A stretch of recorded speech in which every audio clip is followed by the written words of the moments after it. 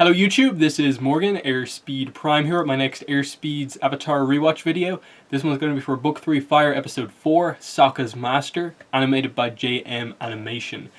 And yeah, this is a very interesting episode. You know, Sokka gets his focus episode here, and obviously Toph's one will be coming up a little bit later on. But really cool to get a Sokka one, and I love the concept, the idea for this episode, that they just have this big event at the start where all the benders are really useful and show how powerful they are in terms of really making Sokka feel like left out of the group, that he's the only one without any real unique power in the group, and that making him, for one of the first times I think in the show, feel like there was nothing he could do, and really feeling kind of like, you know, the group is better than him. And even though he brings it up later on, I like that the group is kind of like what's the best way to say this?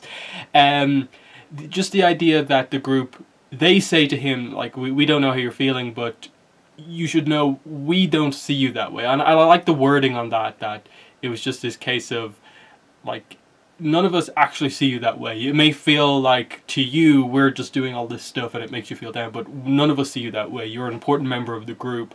And even though they don't directly tell him there and then, like, specifically kind of why, the scenes with like Ankatara, Toph, for like the rest of the episode kind of highlighted that he plays this important role in the group in terms of like adding a lot of like humor, but also a lot of the kind of technical things like reading maps and so on, that they do need him for that sort of planning aspect and his intelligence within the group, which some of the benders in the group kind of are lacking in those skills.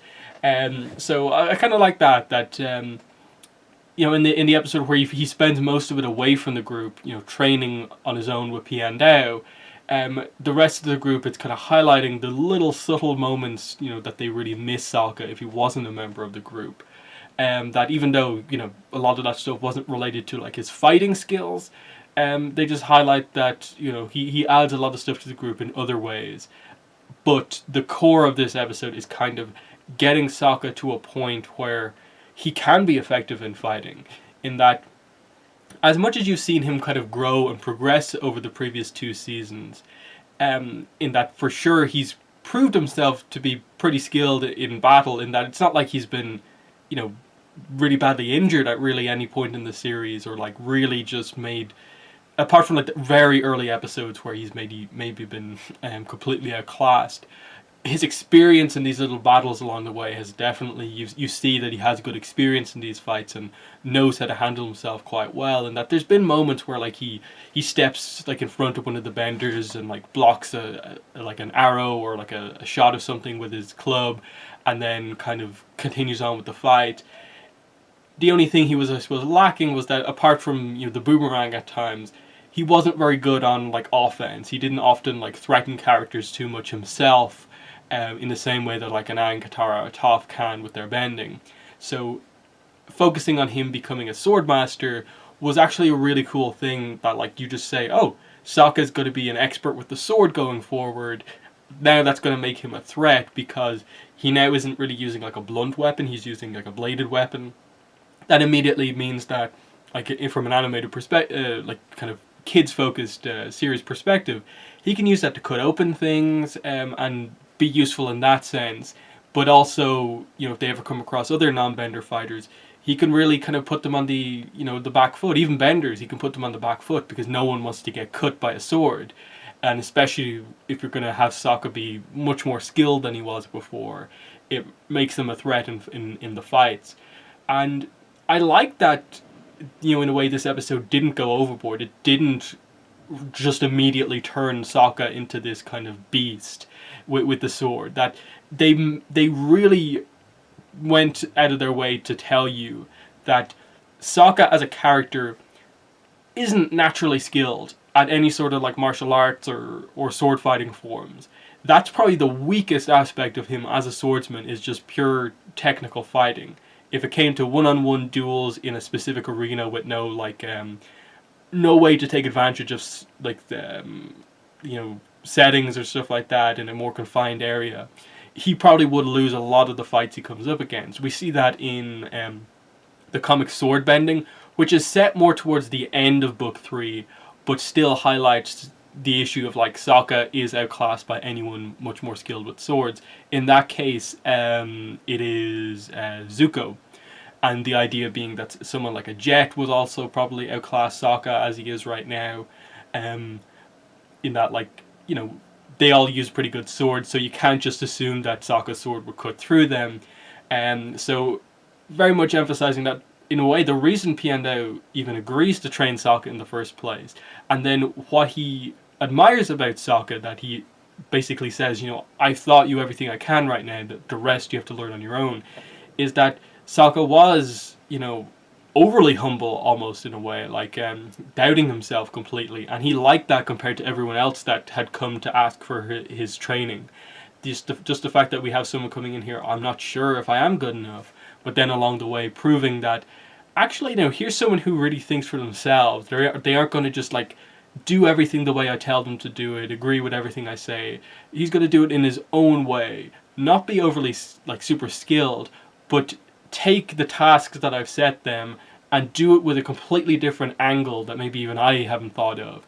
And he admires that, in that with Piandao, he's kind of like the opposite of Sokka. Amazing technical skill, and then you can sort of tell that he's developed aspects of the kind of techniques that Sokka uses, the terrain to your advantage type stuff, in that he's able to see through them and like really put Sokka on the back foot.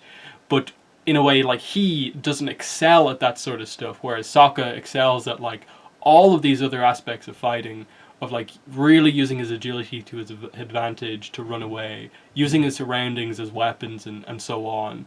You know, putting a sword into the ground and you know, blowing up dust into his eyes and stuff like that. Like really clever tactics in that fight at the end, which is really well animated, in that a lot of the times, you know, you sort of wonder, like, some of these bending fights, is it just a lot of really nice looking bending effects? But they always, of course, do the good martial arts. But seeing just that all taken away, this is just realistic sword fighting, sword play. They have to really focus on making the animation kind of look realistic while also being exciting. And I think they did that really well to make that fight like the standout kind of moment of the episode, of just seeing a master swordsman, an older master swordsman, go up against, you know, the much younger Sokka, but lacking in skill and having to rely on all his other kind of more intelligent tactics to stay in the fight. And, you know, even come the end of the episode, the fact that he gets the advantage of Sokka, that Sokka's big, I suppose, test at the end, he comes up short in the end. And the idea is that if it was a proper fight, Piandao could have won, but the fact that he stayed in there long enough shows that he's moved on, he has developed and has become much more skilled. He wasn't meant to beat Piandao in that fight, in a way. But I like that at the end he notes that, you know, I'm too old to be fighting the Avatar, and he just knew from the beginning. He knew Sokka was Water Tribe, he probably knew Katara was Water Tribe, he realistically probably knew Toph was an Earthbender based on the fact that she's blind and can walk around perfectly. And then I think just because he's in the White Lotus, he probably roughly knew the stories about Aang, and what Aang looked like, and the formation of Team Avatar, knew that this is what it was and figured it out. But just that he was completely fine with that. That he explained to them in the end. I liked that Katara asked a question, you know, like, why would you teach someone from the Water Tribe, like your Fire Nation? And he just points out that, you know, like, the ways of the sword don't belong to one nation only. And it was about Sokka himself. I wanted to train him because of who he was. And in that way he was more worthy than anyone else I've trained.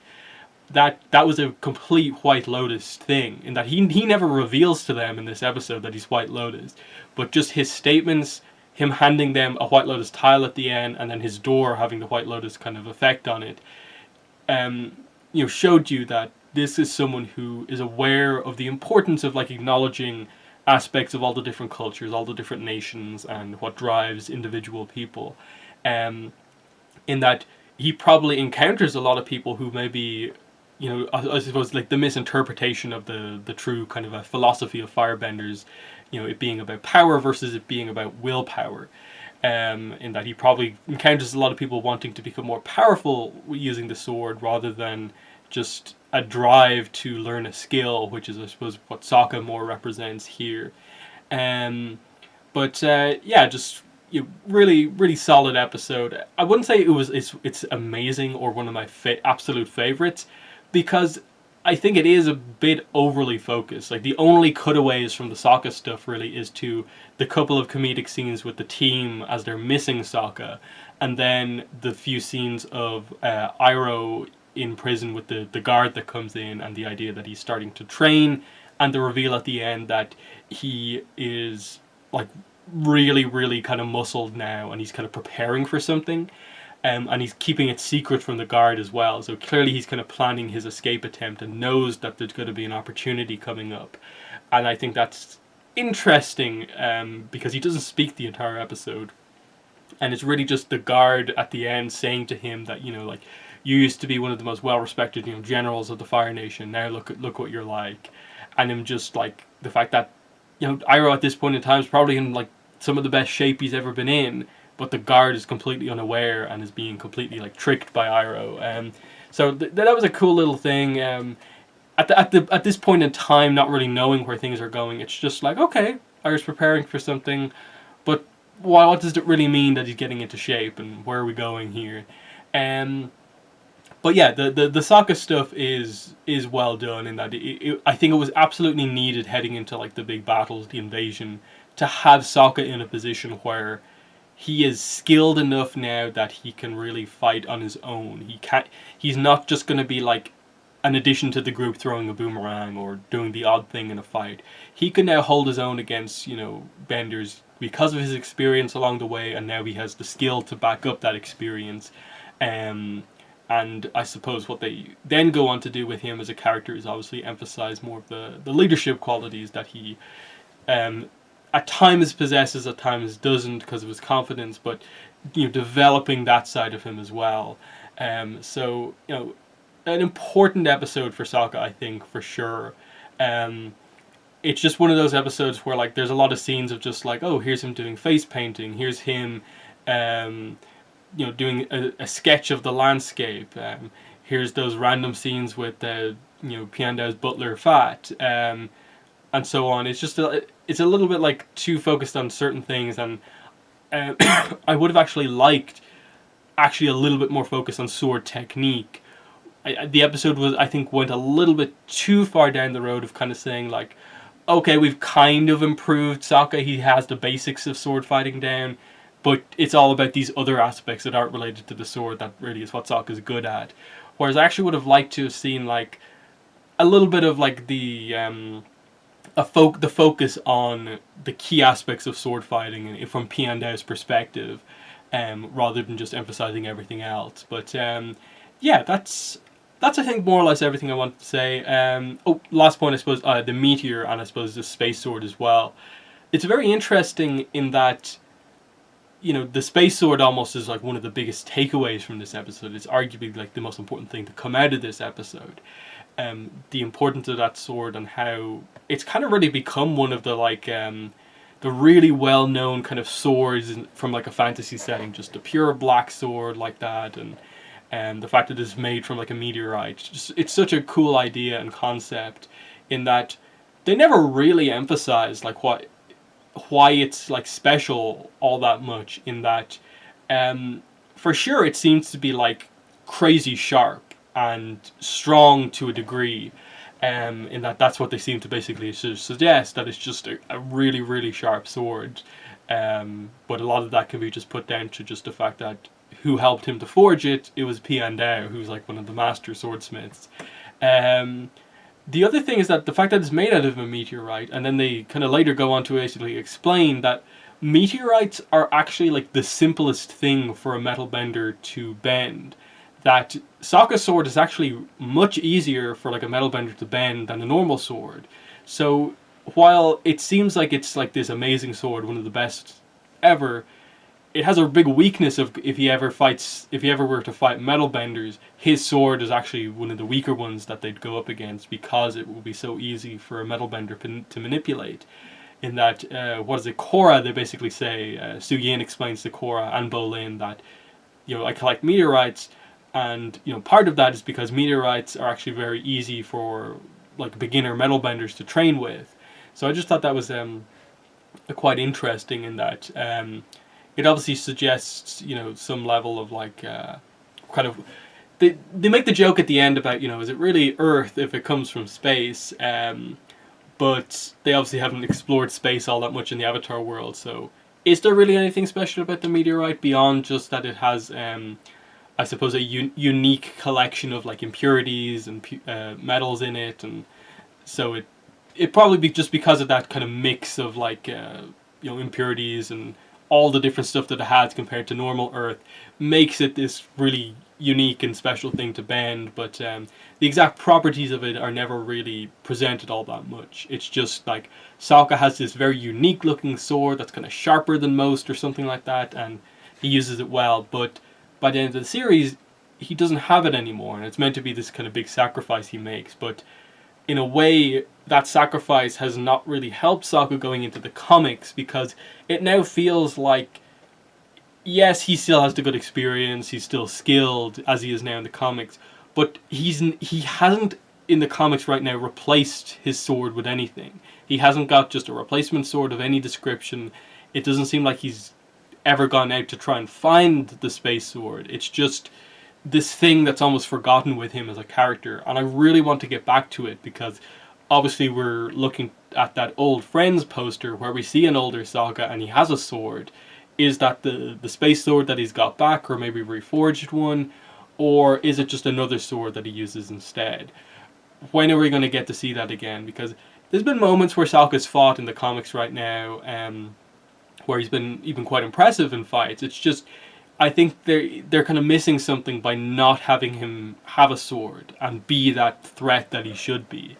And it's all those reasons where, like, how skilled is Sokka as a non-bender fighter? When I did my list, I think I placed him as number like 5, and even then I felt like I'm being a little bit generous to him compared to other fighters because of what they emphasize about Sokka's like technical skills versus a lot of like other characters. But yeah, that's pretty much all I wanted to say there. The last thing with the meteorite, I suppose, is the really common piece of trivia that I assume everyone knows. When Toph gets the meteorite and starts molding it into different shapes, one of the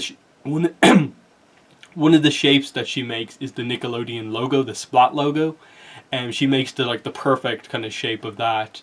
And then obviously it becomes her meteorite bracelet from then on. And then in the comics they've established that the meteorite bracelet is something that allows Toph to sense when there's someone who has the potential to be a metal bender nearby, because of the properties that meteorite is either easier to bend than regular kind of metal.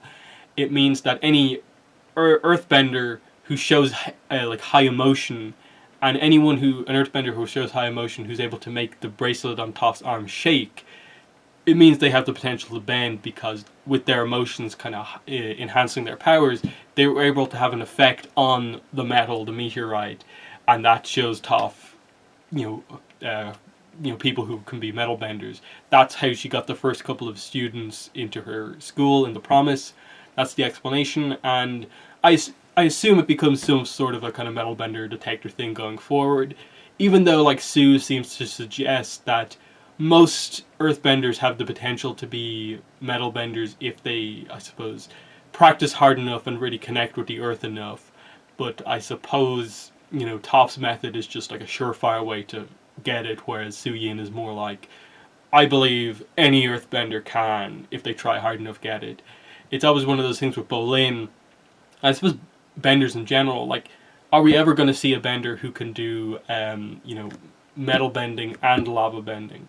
Lava bending is obviously the rarer one, but so far the two lava benders that we've seen haven't been able to metal bend, and like, is that a limit that they get this special ability so they can't use the other, slightly special ability, or what?